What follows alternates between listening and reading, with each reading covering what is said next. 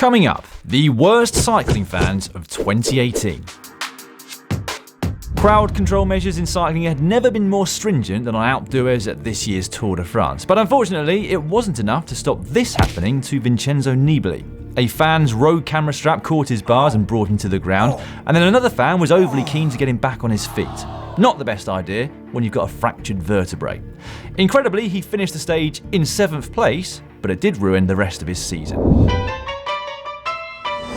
A similar incident befell AG2R's Romain Bardet on the incredibly steep Sormano climb in Il Lombardia later this season.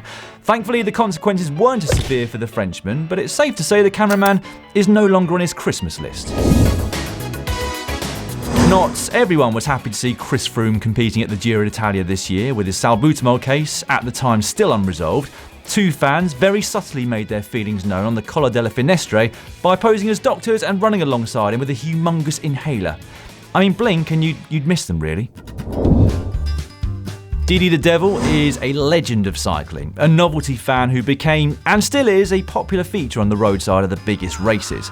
Many fans have since desperately tried to make a name for themselves in a similar way, including these guys dressed as American footballers with added antlers and horns. Give it up, guys. There can only be one Didi. No one has the horn for you. UCI motor checks clearly weren't working as they should have done back at the Tour of Bihor in June, as a pensioner on her mobility scooter managed to infiltrate the breakaway in the hopes of becoming the first senior citizen to win a stage. Thankfully for them, her homemade high-vis yellow jersey wasn't fooling anyone, and her 15 km/h restricted speedmobile finished outside the time limit. What goes up must come down. Following the elation of success on stage 12 of the Vuelta a España, Alexander Geniez and his breakaway companions were literally brought back down to earth. Ironically, the culprit was an official whose responsibility it was to ensure the safety of the riders after the finish line. Clearly, he didn't read his own risk assessment. Here at the Tour de France, a foolish fan narrowly avoids both Rafał Majka and subsequently the neutral service motorbike behind. Had he made contact, Majka would have been just as pissed as the spectator. I mean, I'm all for beers, but only if you can handle them.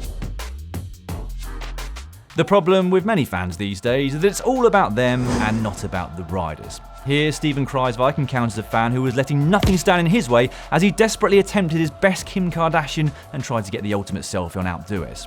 You may have avoided a fall, but you're still wearing your daughter's hat, mate.